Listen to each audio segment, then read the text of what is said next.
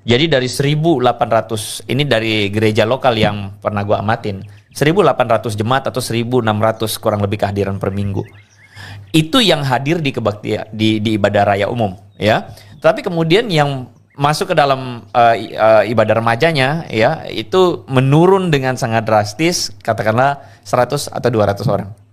Padahal asumsinya 1.600 itu asumsinya jika mereka adalah suami istri, maka 1.600 itu katakanlah 800. Ya kan, 800, atau kita anggaplah pukul batas bawahnya adalah kurang lebih 500. Batas bawah 500 keluarga. 500 keluarga dengan asumsi anak-anaknya ada 1 atau 2 orang. Maka seharusnya remajanya more than 200. Terus kemudian turun ke pemuda. Pemudanya nggak 200. Pemudanya 30 nggak sampai. 20. 20 sampai 30. Data yang sangat mengejutkan. Alasan terbesar anak muda malas ke gereja. Assalamualaikum warahmatullahi wabarakatuh. Berjumpa lagi dengan Jadid HMC, ya, channel yang mengedukasi dan menghibur. Banyak sekali polikardus yang kejang-kejang, teman-teman, lantaran konten kita kemarin yang membahas bahwa ternyata di Indonesia banyak sekali orang-orang Kristen, anak-anak mudanya yang sudah meninggalkan gereja, sudah tidak mau ke gereja. Padahal yang ngomong itu bukan saya, tapi pendeta Andre Tungtung sendiri, yang mengakui dari hasil temuan dia, hasil survei dia, bahwa sudah tidak ada lagi, ya, sudah tidak ada lagi yang mau ke gereja. Yang ngomong bukan saya, teman-teman, tapi Andre Tungtung. Tetapi seperti biasa, Polikardus cuma bisa menyalahkan orang lain, cuma bisa kejang-kejang. Cuma bisa kejang-kejang. Nah, inilah kelakuan mereka. Yang ngomong orang lain, kita cuma tampilkan data, marahnya ke kita. Kalau cuma sekedar marah, masih oke lah, ya. Yang penting jangan sampai lapor lagi, teman-teman. Jangan sampai nanti bikin laporan berjilid-jilid ke kantor polisi lagi dengan mengatakan, wah, Jadid HMC, dokter akal, membuat berita yang menggemparkan, menjelekkan kekristenan. Halo, saya membacakan berita, saya menyampaikan apa adanya. Begitu yang tertulis, begitu yang saya sampaikan. Dan ini yang ngomong, ya, pendeta Andre Tungtung yang notabene, ya saya rasa nggak perlu lagi lah, ya, kita jelaskan siapa pendeta Andre Tungtung.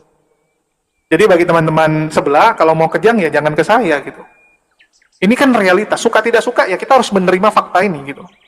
Dasarnya apa kalian tidak terima? Nah, kan lucu gitu kan.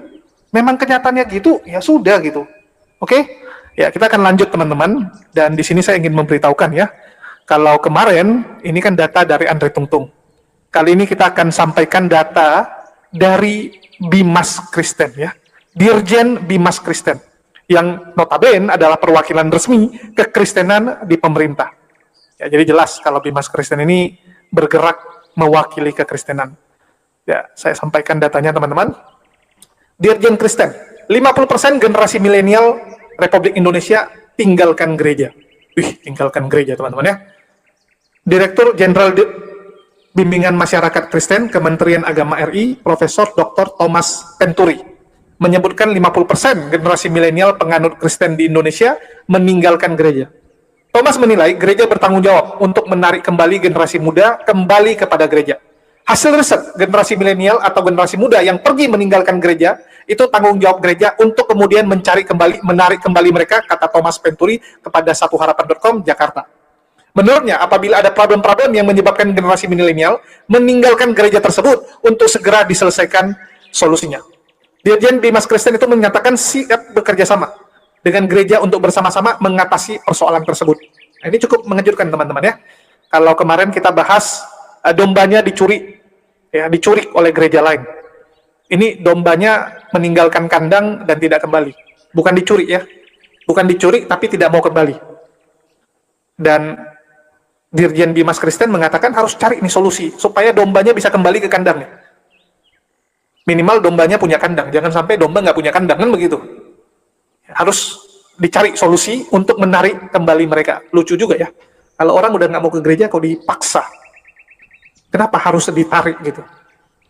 Tapi ya namanya mungkin domba, ya. Domba itu kan dimana tuannya tarik, ya sudah gitu kan, ditarik ke kiri lah mereka, ke kanan ditarik, ya ke kanan lah mereka, ya. Apakah jemaat itu seperti itu, gampang untuk ditarik-tarik, ya kita nggak tahu.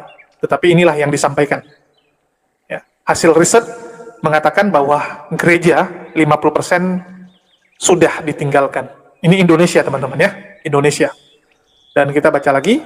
Sebelumnya, ketika menjadi narasumber dalam diskusi publik bertajuk Peran Pastoral Gereja Pasca Pemilu 2019 di Hal Utama Rumah Sakit PGI ini, Jakarta, Dirjen Bimas Kristen yang menjabat sejak tahun 2017 itu menyebutkan hasil riset lembaga Bilangan Research Center tentang spiritual dan religiusitas generasi muda di Indonesia yang memiliki data sebanyak 50% generasi muda meninggalkan gereja. Kita tidak tahu, kita belum mencari tahu kenapa mereka meninggalkan gereja. Tapi yang pasti, ada angka itu menunjukkan setengahnya meninggalkan gereja. Penduduk Indonesia sekitar 267 juta, sebanyak 70% usia produktif dan generasi muda milenial sebesar 52%. Penduduk penganut Kristen sebesar 7%, Katolik sebanyak 2,9%. Jadi Kristen dan Katolik sekitar kurang lebih 10% dari 267 juta. Generasi muda penganut Kristen sebesar 10 juta lebih ya teman-teman ya. Jadi kalau dibilang orang Kristen, baik itu Protestan maupun Katolik digabung kurang lebih ada 26 juta. Dari 26 juta itu yang muda, artinya yang usianya generasi muda ya setengahnya. Artinya ada sekitar 13 juta orang. Dari 13 juta itu yang ke gereja cuma 50%. Ya, artinya ada 7-8 juta orang, 7 juta orang yang tidak bergereja lagi. Tidak bergereja lagi, teman-teman. Dan kenapa itu terjadi? Ya, itu urusan mereka lah ya. Bisa jadi mereka tersadarkan, bisa jadi mereka menemukan kebenaran, bisa jadi ya karena nonton debat gitu ya. Yang muda-muda ini kan banyak yang nonton debat. Bahkan yang lebih lucu, kalau kita lihat Polikardus yang ikut dalam diskusi, itu juga nggak ke gereja itu. Ya, coba lihat, mereka hari Minggu buka komal. Erben, Sofiatul, Edis, mana ada ke gereja itu? Pak Bom-Bom, lebih parah lagi. Kalau bukan diundang sebagai pengkhotbah, nggak mau dia ke gereja, teman-teman. Kecuali dia yang ngomong. Kalau dia yang ngomong, dia yang naik mimbar, mau dia ke gereja. Kalau enggak, apa ke gereja? Ya, ini harus jadi masukan ya buat kalian. Dan sekali lagi, saya sajikan data penunjangnya supaya kalian dengar sendiri. Pengakuan dari si Andre Tungtung dan juga Pendeta Beni Solihin. Jadi gereja saya berpindah-pindah, mulai dari yang kaku sampai yang fleksibel, bahasanya mungkin begitu gitu ya. Dari mentok kiri sampai mentok kanan. Dari mentok kiri sampai mentok kanan, saya udah ya secara tidak langsung Tuhan mengarahkan saya seperti itu, dan ternyata saya baru lihat kenapa saya gerejanya bisa berpindah-pindah seperti itu. Ini bukan karena saya keliling gereja, bukan ya, tapi karena dari sekolah minggu besar di lingkungannya gereja tertentu, terus setelah itu ketika masuk di sekolah diajak teman untuk bergabung dengan komunitas tertentu, dan ketika berkuliah masuk juga dengan pembinaan tanda kutip pembinaan iman atau pembinaan doktrin di gereja tertentu gereja juga. Yang identik tertentu gitu ya. Identik tertentu juga gitu. Dan sekarang kerjaan saya adalah meneliti. Kerjaan saya adalah meneliti bagaimana pertumbuhan gereja atau pertumbuhan umat Kristen di Indonesia.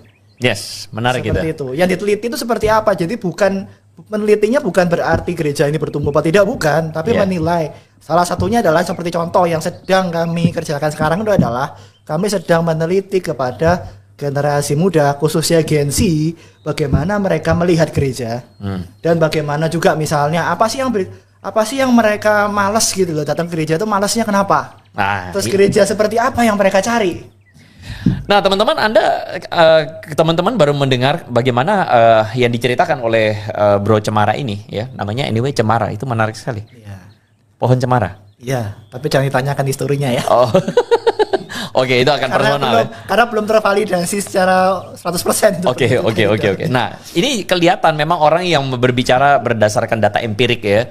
Dan mungkin teman-teman baru sadar, baru tahu, oh ternyata ada tuh selama ini lembaga survei, penelitian yang membicarakan tentang perkembangan gereja, membicarakan tentang survei lapangan. Kuantitatif 90%. 90% kuantitatif dan kualitatif 10. Kualitatifnya ada yang berupa fokus group discussion, jadi kita mengumpulkan para hamba Tuhan misalnya terus kita berbicara, itu juga ada. Tapi hampir semuanya itu berupa kita survei data ya. Dari Sabang sampai Merauke. Oke. Nah, jadi ini menarik sekali karena sometimes kita cuma melihat gereja itu sebagai tempat ibadah. Di level awam ya.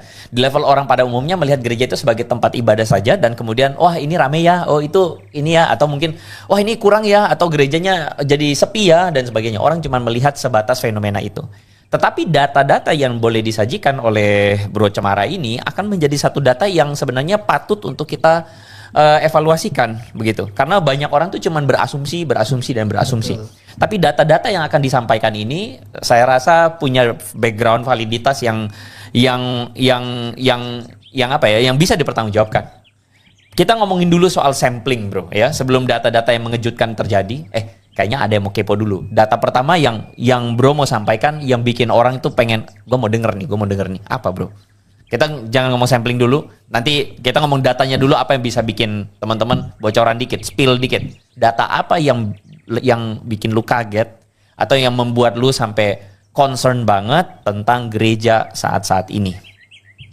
Data yang sangat mengejutkan dan membuat hati ini serasa iya ya, itu memang saya rasakan juga dari dulu, itu adalah alasan terbesar anak muda malas ke gereja, tidak mau ke gereja adalah sikap dari orang dewasa yang terlalu menghakimi mereka. Ketika mereka datang dengan pakaian yang tidak sesuai dengan standarnya mereka misalnya, tapi ini memang tidak sampai ditanya alasannya mereka ya. Jadi mereka berkata dari salah satu, entah itu alasan pertama atau alasan kedua, nanti lihat lagi. Jadi dua alasan terbesar kenapa anak muda tidak datang di gereja adalah, pertama adalah sikap orang tua yang menghakimi mereka. Sikap jemaat yang menghakimi jemaat, mereka. orang tua, atau pemimpin gereja bahkan mungkin ya. Iya betul, atau bahkan termasuk itu. Pokoknya orang yang lebih senior di gereja yang menghakimi anak-anak muda. Iya, mereka sangat merasa terhakimi dan itu membuat mereka malas ke gereja. Wow. Itu jadi sebenarnya apa yang jadi asumsi gue malah terbukti dengan data yang lu baru sampaikan tuh. Betul. Karena gereja 360 beberapa konten yang kita udah bikin adalah salah satunya tuh itu yang gue amatin secara di lapangan ya, tanpa data survei ya, tapi yang gue amatin seringkali anak muda itu males banget karena gereja bukan jadi tempat kelepasan, tapi gereja menjadi tempat penghakiman. Wah, betul. Wah, asik. Oke, kita ngomongin sampling ya teman-teman ya. Jadi supaya kita nggak asal ngomong, kira-kira samplingnya gimana, Bro? Data-data yang lu mau sampaikan ini, itu tuh sebenarnya dari mana, samplingnya bagaimana, apakah valid atau tidak? Boleh ceritain sedikit aja, Bro.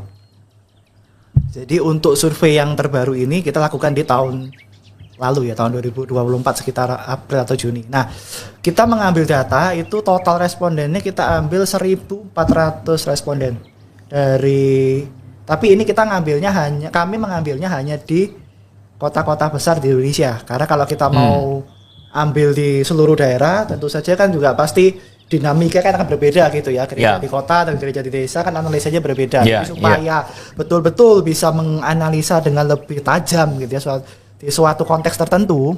Karena kan kita anggaplah konteks perkotaan ini kita ambilnya perkotaan gitu ya. Makanya kita ambilnya yang hanya di beberapa kota di Indonesia saja. Tapi kami mengambilnya di 1.400 responden dan kami nyebarinnya di mana kuesionernya? Oh ya, kami menyebarkannya secara online. Tapi kami menyebarkan bukan via gereja, tapi via sekolah-sekolah. Via sekolah-sekolah. Via sekolah-sekolah. Kenapa? Karena kalau kita nyebarinnya ke gereja berarti hanya mencakup mereka yang rajin ke gereja ataupun yang mereka yang kontaknya dimiliki oleh gereja gitu kan. Menarik. Baru mereka mengisi. Ini menarik, ini gue suka ya. Dan ini penting karena apa? Karena kebanyakan para operator gereja, oke, let's say gue sebut operator, maksudnya adalah mereka pemimpin gereja. Either mereka adalah rohaniwan, pendeta, penginjil, atau mereka yang adalah pengurus aktivis majelis.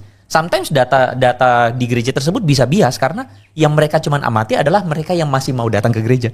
Tidak itu saja. Dan bagi beberapa gereja sebetulnya mereka bahkan menganggap yang namanya jemaat mereka itu adalah yang terdaftar, bukan mereka yang hadir. Banyak kan? Menarik. Jadi ambil sekolah ini yang labelnya Kristen ini akan cukup mewakili mereka yang bisa jadi selama ini juga tidak kelihatan ke gereja kan? Betul. Oke, lanjutkan. Dan itu kami sebarkannya juga bukan hanya di sekolah Kristen saja, tapi kami membuatnya berimbang antara sekolah Kristen dan juga sekolah negeri maupun sekolah swasta lainnya. Oke. Ini betul-betul mewakili grassroots. Betul-betul mewakili, dan itu ada hasil yang mengejutkan juga sebetulnya perbandingan antara sekolah Kristen dengan sekolah negeri, hasil spiritualitasnya. Oke lah, itu untuk topik yang lain saja. Untuk topik yang lain ya, karena nanti akan ada episode berikutnya karena kita lagi bicara data dan tentu saja tujuan dari channel Gereja 360 ini adalah untuk membicarakan tentang realita yang terjadi di dalam pelayanan atau gereja hari ini. Dan kami percaya bahwa kita membicarakannya dengan jujur, dengan humble, dengan rendah hati. Ini akan memungkinkan transformasi terjadi sekali lagi ya. Teman-teman, kalau misalnya ada di antara teman-teman yang berasa relate banget dengan apa yang disampaikan oleh Bro Cemara, segera tuliskan komen teman-teman apa yang terjadi ya. Teman-teman yang misalnya masalah dihakimin, masalah wah itu terjadi banget tuh, gerejaku udah nggak menjangkau lagi, gerejaku udah nggak lagi doing outreach, yang kerjanya cuma ngurusin apa yang ada aja. Silakan tuliskan komentar teman-teman ya. Kita lanjut bro, kita lanjut. Oke, jadi data yang bisa disampaikan, yang pertama yang lu temuin, yang bikin lu jadi galau adalah data yang membuat saya sangat galau adalah sebetulnya kalau ditarik sebelumnya lagi gitu ya, satu data lagi yang saya rasa sangat galau adalah ternyata setelah disurvei ke 1.400 orang tadi, ternyata yang rutin ke gereja, yang betul-betul setiap minggu ke gereja itu hanya 64%. Jadi bisa dari dibilang, 1.400 dari 1.400 sampling responden. Iya. Itu hanya 65% lah mereka yang betul-betul rutin ke gereja. Anak muda ini atau anak sekolah ini rentang usia berapa nih bro? Usianya rentangnya adalah dari usia 12 sampai ke 26 tahun. 12 sampai 26 remaja ke pemuda. Jadi kita tadi kalau secara jenjang sekolah kami ngambilnya dari SMP, SMA dan kuliah. 26 juga berarti usia kerja awal ya. Betul. Wow. 64%, which means berarti 800 orang saja sekitar, more or less ya, dari 1.400. Angka yang menyedihkan ya sebenarnya ya. Sangat menyedihkan. Sebenarnya gini, itu yang gue pernah sebutin salah satu di konten gue ya.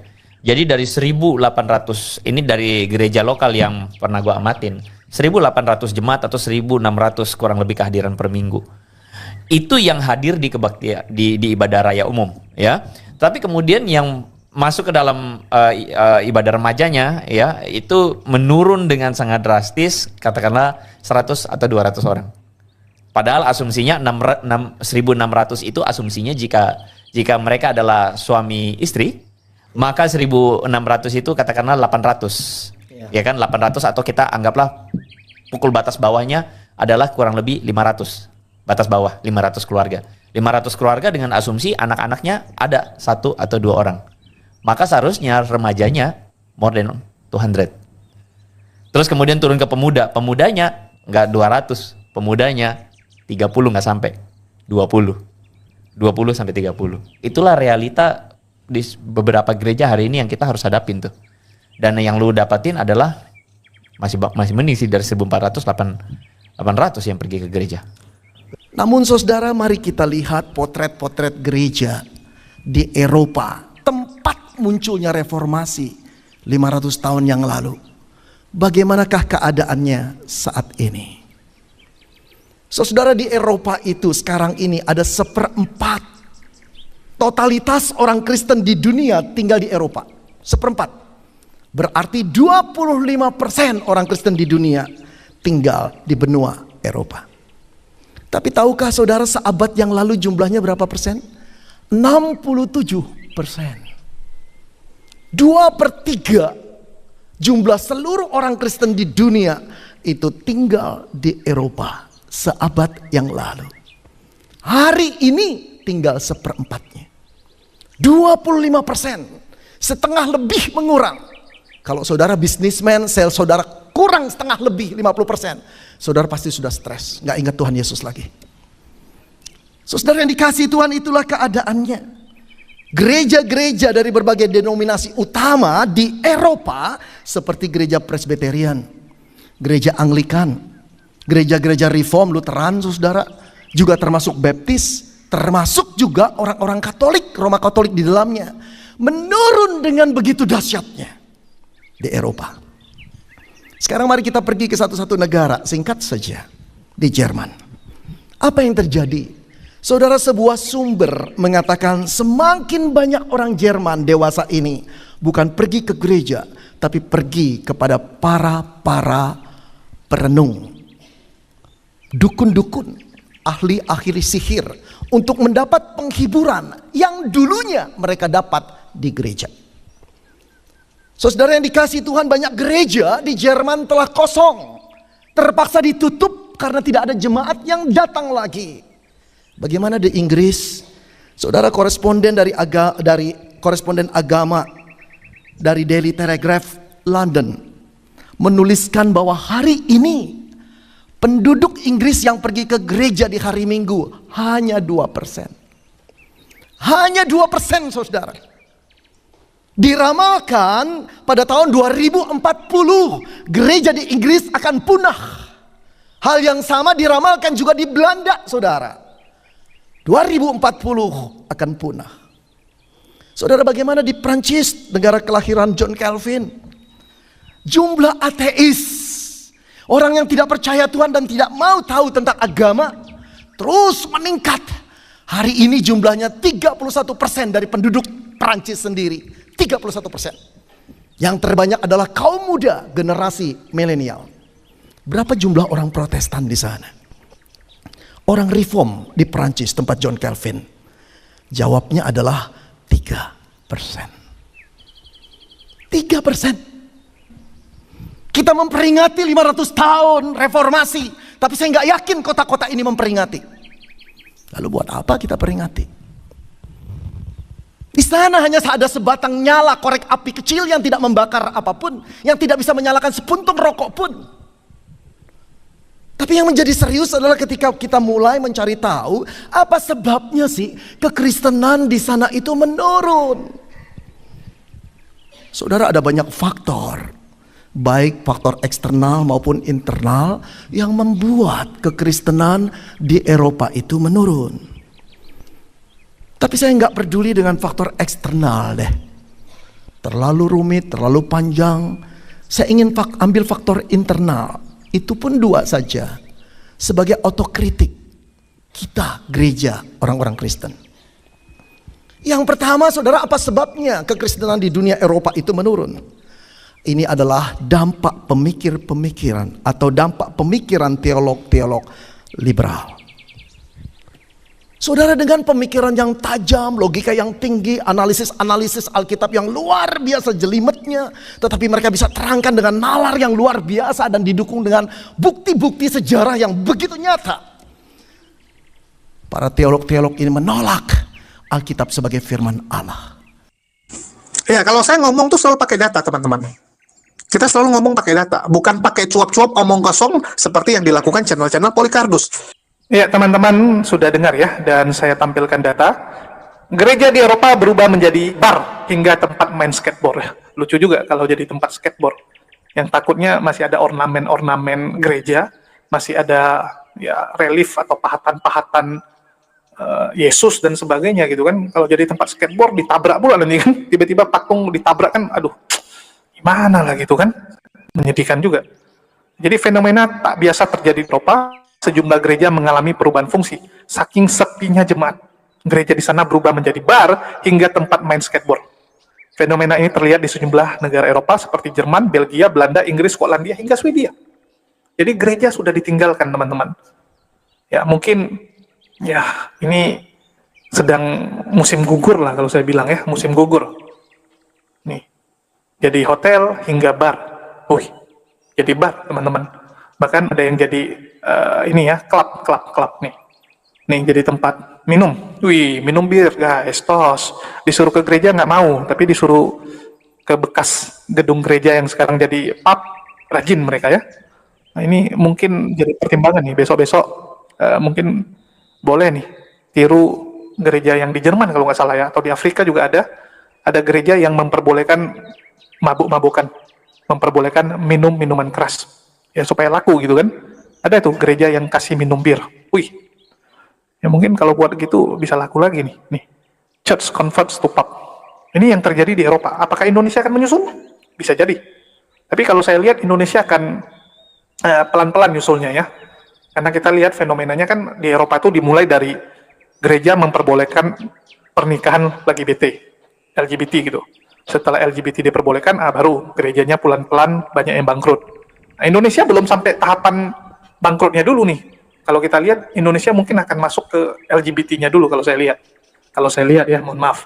Terus kita lihat bagaimana Indonesia, ya kita ingat bahwa 2 tahun yang lalu ya, ada sebuah gereja yang berubah menjadi Masjid Isa Al-Masih di Klaten.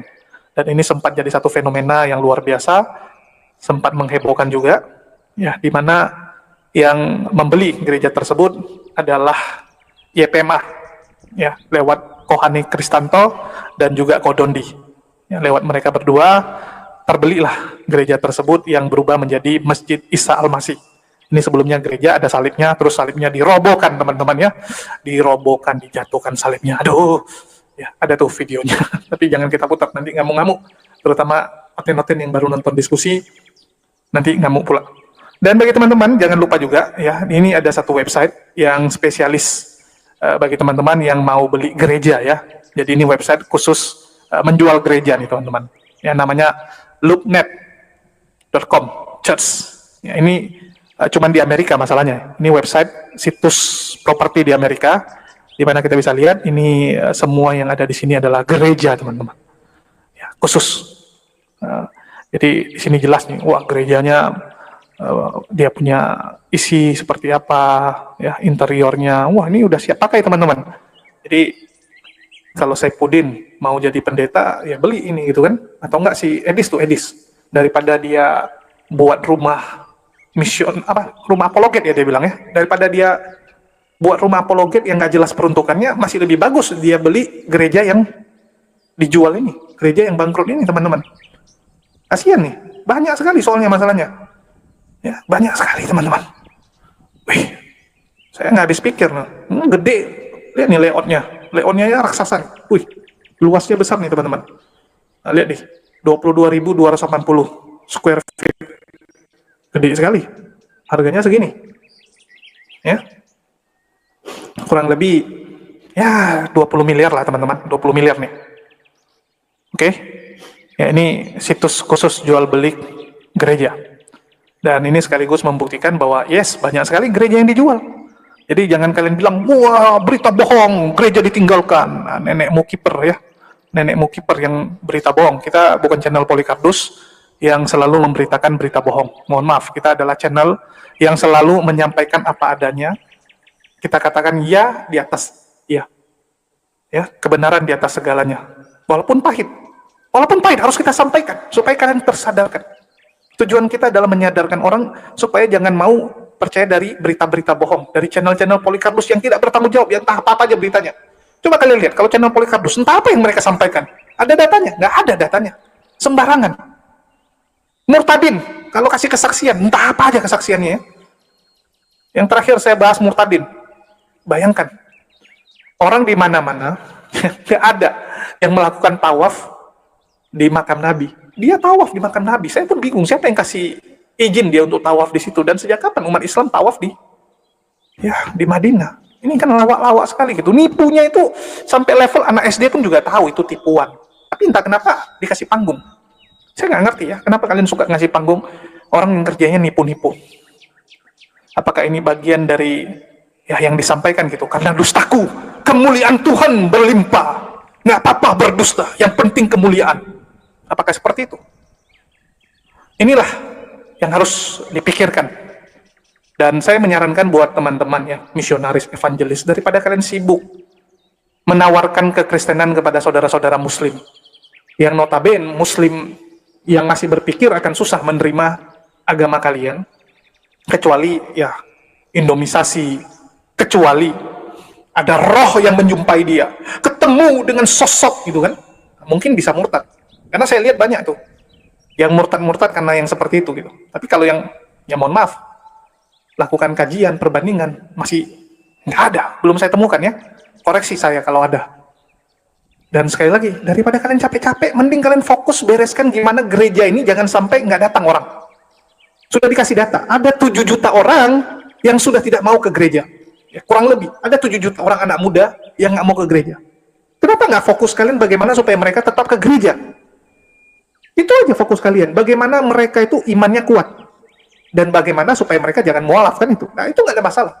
Karena tugas kalian adalah menjaga mereka supaya nggak sampai mau menjadi ya mualaf. Itu masih oke lah ya. Bagaimana kalian membentengi orang-orang kalian, domba-domba kalian supaya domba kalian ya jangan jadi mualaf. Itu sih sah-sah saja gitu kan. Karena agama kita sama-sama agama siar. Sama-sama kita mempertahankan saudara-saudara kita punya akidah. Kami membentengi saudara kami supaya jangan mau jadi murtadin, ya kalian juga membentengi. Kalau itu sih masih fair lah. Masih oke menurut saya.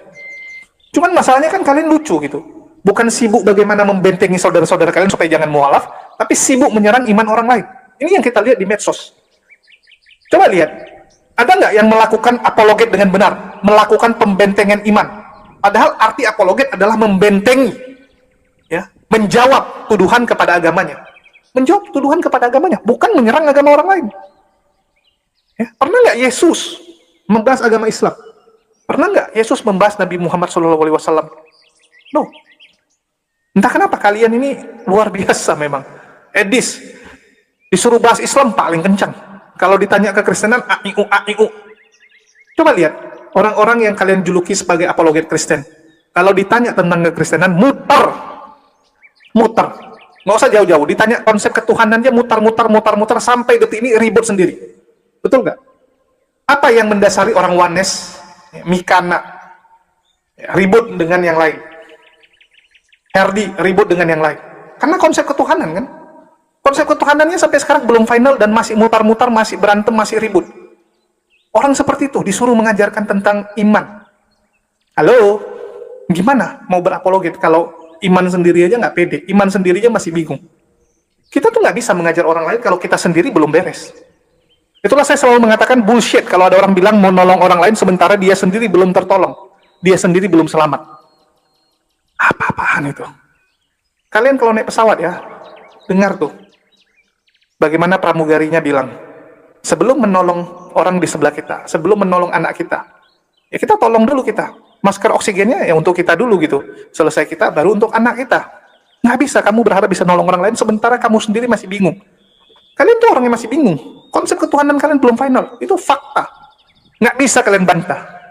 Walaupun kalian bilang, wah mereka tuh sesat. Kami sudah final. Yang sesat-sesat itu ngapain diurusin gitu kan? Loh, buktinya yang sesat-sesat itu nggak bisa kalian bereskan. Sampai detik ini nggak bisa beres. Oh kan di Islam juga ada perpecahan loh. Tidak ada satupun. Ya, umat Islam yang bingung siapa Tuhannya, siapa nabinya. Coba tanya. Mau siapapun, mau golongan manapun. Tuhan kami jelas. Ya, Rasul kami jelas. Kemana kami setelah meninggal jelas. Jelas. Konsep keselamatannya jelas. Mengumpulkan pahala, amal ibadah. Baru tetek bengek-bengeknya, baru ada perbedaan. Kalau kalian Tuhannya siapa aja masih bingung. Itu udah paling dasar. Dasar kita beragama itu kan Tuhan itu siapa. Nah, itu udah paling dasar teman-teman. Kalau itu aja nggak beres, ya mau gimana? Ya, mau gimana? Terus sekali lagi, ya, buat kalian, inilah fakta bahwa gereja sudah mulai sepi. Daripada kalian sibuk menawarkan umat muslim ke gereja, ya mending kalian tarik kembali tuh. Kan kalian punya database harusnya. Kalian punya kan siapa-siapa aja yang udah nggak ke gereja. Nama-namanya siapa aja. Mending teleponin tuh. Kalau nggak angkat telepon, datangi rumahnya. Datangi rumahnya. Ya, tawarkan mereka untuk kembali. Tawarkan seperti yang kalian tawarkan kepada kami. Daripada kalian indomisasi buat ya orang-orang muslim, mending kalian indomisasi buat orang-orang Kristen juga supaya kembali tuh. Ya, mana tahu dengan kasih indomie, dombanya terpancing kembali tuh. Terpancing kembali untuk balik ke gereja. Ya bisa gitu kan. Kadang domba itu ya butuh ini dia. Butuh sesuatu tuh untuk dikasih makan. Ya balik gitu kan. Betul nggak? Domba itu kadang butuh. Supaya dia mau balik ke kandang, ya dikasih rumput lagi. Ini, makanan nih, balik lagi kalian. Betul nggak? Daripada kalian ya nawar-nawari yang muslim. Dan ya sebenarnya sia-sia juga gitu. Karena saya lihat umat muslim sekarang juga udah pintar gitu. Ambil indominya, ambil bantuannya, tapi katakan tidak buat agamanya. Ya, ngapain gitu kan? Sama yang seperti kita dengar gitu. Nggak ada, mereka nggak ngikut agama yang seperti itu. Mereka cuma ambil bantuannya, tapi nggak kok. Mereka nggak akan ikut murtad. Cuman di depan mereka aja ikut nyanyi, ya, ikut bilang, ya Tuhan ini, Tuhan itu gitu kan. Tapi mereka nggak menggadaikan imannya. Oke lah, saya rasa. Ya, itu yang terjadi, dan sekali lagi, ini jadi bahan pelajaran buat kita semua, bahwa terbukti ya, 50% generasi milenial sudah meninggalkan gereja di Indonesia. Indonesia, kalau dunia sudah lebih. Bahkan di Inggris 98%. 98% anak mudanya udah nggak ke gereja. Indonesia 50. Bisa jadi tahun depan udah 60. Mungkin 2030 80% ya. Mari kita doakan. Ya mohon maaf, kami umat muslim doakan seperti itu supaya mereka ya bisa mereview semua. Mohon maaf, karena beda iman kita ya, beda iman. Kan boleh doang berharap seperti itu. Ya, kalau kami berharapnya semoga makin banyak orang tersadarkan, ya tinggalkan gereja dan mempelajari Islam. Kalau kalian pasti doanya sebaliknya, itu sah-sah saja. Mungkin itu aja yang bisa saya sampaikan. Ya sekali lagi, ini sudah terjadi di luar. Apakah di Indonesia akan naik juga? Ya kembali ke kalian, bagaimana usaha kalian. Dan bagi teman-teman Kristen yang sudah tidak bergereja, saya sarankan, pilih salah satu agama. Daripada kalian pasti masuk neraka. Karena agama ini kan ibaratnya kapal. Pulau kita ini udah pasti tenggelam teman-teman. Pulau kita nih. Karena kita dibatasi oleh waktu. Paling lama 100 tahun lah di dunia ya. 80, 60. Udah meninggoy. Artinya kita akan tenggelam beberapa tahun lagi. Sedangkan cara untuk sampai ke tujuan, ke seberang, itu menggunakan kapal. Ya pilih salah satu kapal. Karena hanya satu kapal yang akan sampai ke seberang. Hanya satu. Kapal yang mana? Ya itulah iman kita kan. Saya punya iman bahwa kapal ini, karena saya lihat nakodanya bagus. Saya lihat kapalnya bagus. Kualitas bahannya bagus. Nah, kalau kapal ini gede, tapi nakodanya nggak beres nih. Ya nakodanya tukang mabuk. Wah udah saya nggak mau. Kapal yang satu lagi, ya kecil. Nakodanya bagus. Tapi kualitas kapalnya nggak bagus nih, bisa tenggelam saya lihat. Nggak mau saya pilih. Ya kembali gitu. Mending pilih salah satu daripada kalian diam di tempat terus tenggelam. Ya, itu sih saran dari saya buat teman-teman yang sudah tidak bergereja tentunya. Pilih dan cari, pelajari semua agama. Silakan tonton diskusi-diskusi selama ini atau searching, belajar, lihat kitab sucinya. Lihat ajaran Islam gimana, Hindu gimana, Buddha gimana. Itu aja sih yang mau saya sampaikan. Makasih buat teman-teman semua yang udah nyimak dan mendukung channel ini. Makasih buat semuanya. Di akhir kata saya ucapkan wassalamualaikum warahmatullahi wabarakatuh. Sampai jumpa di konten-konten kita berikutnya. Warahmatullahi wabarakatuh. Nama saya Floriana Haji Rahmat. Saya berasal dari Sulawesi. Mama Palu, Sulawesi Tengah, Bapak Manado. Kalau di kolong Juanda ini bukan dikatakan murtad. Rata-rata teman-teman saya ini itu hanya karena tuntutan perut lapar, lapangan kerja tidak ada. Jadi yang silih berganti dari Senin sampai hari Minggu itu dari Nasrani yang datang sering ibadah, memberikan pencerahan agama, kemudian diberikan makan. Kalau tidak ada dari Nasrani, Pak, mungkin semua orang baku bunuh di sini karena lapar. Jadi seperti itu. Yang dari Islam nggak ada? Dari Islam hanya ini. Yang dari Muslim hanya ini. Hanya ini? Hanya ini. Baru kali ini, hari Jumat. Biasanya pendeta semua. Pendeta semua ya? Semua pendeta, Pak. Semua pendeta. Baru jumpa bapak-bapak ini. Jadi bukan dikatakan murtad. Tidak ada murtad, tidak ada yang murtad. Gereja seminggu berapa kali? Ada satu biasanya, Pak, satu hari itu sampai 3 kali sampai 2 kali memberikan berkat nasi dan nasi. Intinya dari Muslim itu tidak ada hanya ini bisa dipertanggungjawabkan di jalur hukum. Kita bicara ini khususnya di kolong Baru inilah ya. baru ini, Pak. Tapi memang yang Nasrani kan memang mereka bilang dari gereja ya? Iya, dari gereja. Karena kita ibadah juga, ikut ibadah. Tapi bukan berarti kita itu ikut ibadah bahwa kita ini langsung murtad, langsung meyakini mereka, tidak. Karena sosok nasi. Karena lapar, dorongan perut lapar, Pak. Saya contoh punya anak kecil. Kalau saya tidak ikut ibadah, saya makan dari mana? Nggak balik kampung, Bu? Pak, butuh uang. Kamu mau gimana kalau naik pesawat? Udah lama di Jakarta? Udah 3 bulan. Oh, baru 3 bulan? Ya.